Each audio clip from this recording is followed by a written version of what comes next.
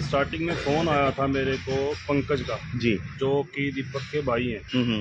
दीपक के भाई, उनका फ़ोन आया था तो उन्होंने बताया कि भाई चला है फतेहाबाद से, और रो रहा था वो फ़ोन पे। तो उन्होंने बताया कि भाई फतेहाबाद से सरसा से चला हुआ है, और फतेहाबाद भी मेरी बात हुई है, और लास्ट उसने मेरे को बताया है कि मैं नंगथला पहुंच गया। तो नंगथला के बाद उसका फ़ोन कट गया और फ़ोन बंद हो गया। जी। फ़ोन बंद हो गया तो ये फ़ोन में इतना कह के ये ज़ोर ज़ोर से रोने लग गया। तो मैंने कहा बात क्या है, बात बताओ। वो कहता है भैया उसके पास पेमेंट बहुत ज़्यादा है और कोई हादसा हो गया है। मैं कहा पेमेंट कितनी है? पेमेंट उसने बताई मेरे को 31 लाख रुपए। जी। 31 लाख रुपए इनका एक्चुअल में इनका स्क्रैप का काम है। तो स्क्रैप के काम में वो पेमेंट, मतलब गाड़ियाँ गई हुई होंगी, वो पेमेंट उठाने जाते हैं। तो ये सिरसा से पेमेंट उठा के चला था, और नंगथला के बाद इसका फ़ोन बंद हो गया। नंगथला तक की इसने ऑडियो भी डाली, मुझे जी फ़ोन पे जी बात जी। की, आपको भी डाली थी मैंने। तो उसके बाद मामला फिर एसएचओ बरवाड़ा को मैंने फ़ोन किया रात को। तो उन्होंने लोकेशन लेने का काफ़ी प्रयास किया, क्योंकि करमजीत जी जो हमारे एसएचओ हैं वो छुट्टी पे थे, तो उनकी जगह कोई कृष्ण कुमार जी हैं सब इंस्पेक्टर हमारे, वो आए हुए थे। तो वो भी रात को तुरंत आ गए थे। लोकेशन ली तो वो बार बार मैसेज दिखाएं कि नोट फाउंड आ रहा है। फिर मैंने हिसार उच्च अधिकारी को नॉलेज में मामला लिया है सारा। अपने उसमें है कोई सिक्योरिटी ब्रांच में अमरजीत जी, वो सारी रात टच में रहे। उसके बाद सीआईए बरवाड़ा, ये हमारे धर्मवीर जी हैं इंचार्ज, इन्होंने बहुत प्रयास किए, सारी रात ये हमारे साथ लगे रहे। जी जी। और बरवाला से लेके और हम अग्रवा तक तो इनके साथ गए। उसके बाद हम सारे वहाँ से अलग अलग टीम वर्क किया हमने सबने सारी रात। और टोल पे भी पहुँचे, भावदीन टोल पे सिरसा के पास। जी। उस टोल पे भी गाड़ी निकली हुई थी। उसके बाद रात को 2 बजे पुलिस ने अग्रवा जो फ्लाईओवर है बरवाड़ा की तरफ, उसके साथ लगते होटल से फुटेज दी। तो फुटेज में गाड़ी वहाँ से भी निकली हुई थी, मतलब अच्छा। बरवाला की तरफ ये मुड़ा हुआ था वहाँ से, वो फुटेज भी है हमारे पास। तो उसके बाद सारी रात काम करते रहे। तो लिंक रोड भी हमने चेक किए, हिसार वाले भी, इधर कुलाना की साइड भी, भुना की साइड भी, सारे। तो नहीं पता लगा। सुबह आज एक फ़ोन आया है 6 बजे, 6 सवा 6 के करीब, 70 155 52 321 नंबर से। अच्छा। उस नंबर से फ़ोन आया है। फ़ोन आने के बाद उसने कहा कि मिट्ठू बोल रहा है? तो बोले हाँ बोल रहा हूँ। बोला भाई एक बार बात करो, ये कोई आपसे बात करना चाह रहा है, आपका भाई बता रहा है अपने आप को। तो उसके बाद उसने बात करी तो उसकी आवाज़ नहीं निकल रही। जी जी। जो दीपक है उसकी आवाज़ नहीं निकल पा रही, और वो कह रहा है जी मैं यहाँ हूँ। और फिर उस बंदे ने जिसने फ़ोन किया 70 155 52 321 वाले ने, उसने लोकेशन सेंड करी। जी जी जी। लोकेशन थी वो फरीदपुर गांव की। फिर हम फरीदपुर गांव में निकले तो साथ में फिर पीछे सीआईए स्टाफ को भी हमने मैसेज कर दिया, फ़ोन आ चुका है ऐसे ऐसे। तो हम भी पहुंच गए थे और स्टाफ भी पहुंच गया था। उसके बाद पुलिस लेके आई है, स्टाफ ने, धर्मवीर जी लेके। जैसे आप लोग मौके पे वहाँ पे मिले थे, कुछ वीडियो भी वहाँ पे एक तरह से बनी हुई थी, वो सिचुएशन में उस टाइम उससे जब आप बातचीत कर रहे थे, कैसा आपको लग रहा था कि वो किस तरह के उसके भाव थे, क्या आपको लग रहा था? वो वीडियो गांव के कुछ लोगों ने बनाई, क्योंकि इतनी पुलिस की गाड़ियां भी थी, हमारी गाड़ियां भी थी गांव में, तो एकदम गांव नज़दीक है। तो एकदम लोग देखने लग गए। वो गांव वालों ने वीडियो बनाई है, और कुछ गाड़ी भी इस तरीके से, और उसके कपड़े भी, मतलब टी शर्ट उसकी फटी हुई थी फर्स्ट में जब हमने देखा। तो वो घबराया हुआ काफ़ी था, वो बोल नहीं पा रहा था बिल्कुल भी, बोल बिल्कुल नहीं पा रहा था। तो उससे मतलब पहले तो धर्मवीर जी बोले इसको भाई बिठाओ आराम से और इससे बातचीत करो, तभी कुछ कहीं हम किसी उस पे हल पे जा पाएंगे। जी जी। उसके बाद फिर उसने बताया कि मेरे को यहाँ पे खड्डे के पास कोई बाइक लगे हैं उसके पीछे। और बाइक लगने के बाद फिर उन्होंने भाई बाइक के खर्चा मांगा है। भाई बाइक का मेरा नुकसान हुआ है तो मेरे को खर्चा दो। तो इसने कहा कि 2000 रुपये ले लो। 2000 रुपये के बाद फिर उन्होंने 5000 की डिमांड करी। 4 लोग थे 2 बाइकों पे, जो इसने बताया हमें वहाँ वहीं पे मौके पे पुलिस के सामने।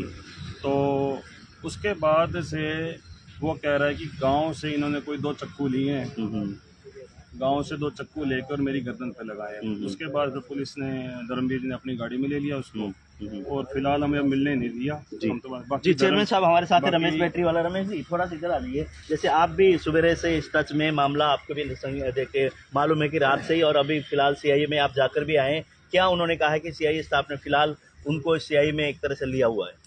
ऐसे मेरे मामला ये रात को संज्ञान में आया था कि मैं बाहर था यमुनानगर, जी। तो मेरे पास फोन आया भाई हमारे जो दीपक जुनेजा जी व्यापारी हैं ये सिरसा से पेमेंट लेके आ रहे थे जी।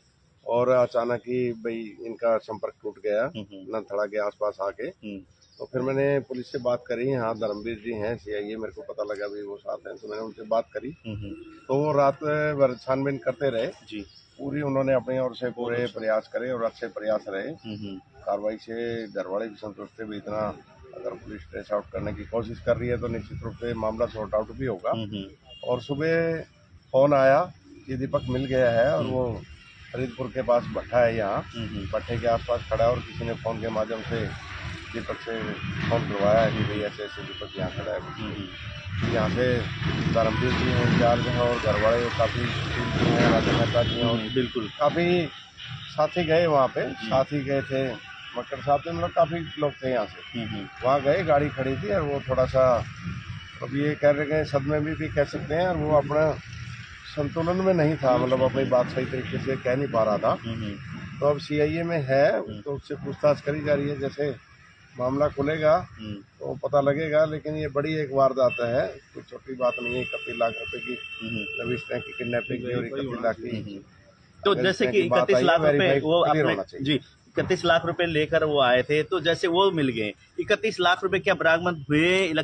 पैसे रकम कहाँ अभी फिलहाल? नहीं, रकम गाड़ी के अंदर कोई बरामद नहीं हुई। उसने कहा है कि भाई जो दीपक ने बताया कि मेरे से लूटपाट कर ली गई, मेरे से पैसे छीन लिए गए और चक्कू लगाए गए। और 3-4 लोगों का उसने बताया, 3-4 लोग थे, बाइक भिड़ी आगे, बाइक भिड़ने से वो गिर गए, फिर उन्होंने मुझे पकड़ लिया, पैसे की डिमांड करी। पैसे मेरे जो कैश था मेरे पास रखा हुआ था वो उन्होंने सारा छीन लिया और मुझे घुमाते रह गया। तो आप भी गए थे साथ? हाँ जी। जैसे कि वो उस टाइम जो बोल रहे थे, बातचीत कर रहे सुशील जी लगातार, जैसे गाड़ी में से वो निकले तो गांव वालों ने जो वीडियो बनाई थी उसमें जो उसके बोलने का एक तरह से लहजा है, ऐसा नहीं लगता कि कुछ नशे में कुछ इस टाइप से ऐसे लग रहा था? जैसे दहशत होती है ना हाँ। आदमी को, वो थी उनके। और अभी तो जैसे CIA स्टाफ पे हम लाए हैं, तो जैसा भी उचित होगी कार्रवाई वो अपनी कार्रवाई करके संतुष्ट है हम। कहने का मतलब है कि CIA स्टाफ ने हमारे साथ पूरी रात मेहनत की है और नतीजा आपके सामने है। जी, जैसे पुलिस ने मेहनत की, CIA स्टाफ लगातार लगी रही, उस बीच में जो इस समय परिवार वालों का, जैसे कल आपने बताया था कि रो रो कर बुरा हाल है, क्योंकि अगर एक व्यक्ति घर का सदस्य और इतने रुपए और साथ में बंदा गायब होता है, संपर्क विहीन होते हैं, छोटे बच्चे, सारे परिवार वाले टेंशन में थे। तो इस समय जैसे कि अभी हम भी देख रहे थे कि परिवार वाले पहुंचे, CIA वालों ने उनसे मुलाकात भी कराई है, तो परिवार वाला क्या कहते हैं अब इस समय? नहीं, ऐसा है, चेयरमैन साहब और हमारी तरफ से यही डिमांड रखी गई थी साहब से, बारी बात करी हमने धर्मवीर जी से। सारी रात उन्होंने मेहनत बहुत की है धर्मवीर जी ने, और हमें तो सच चाहिए।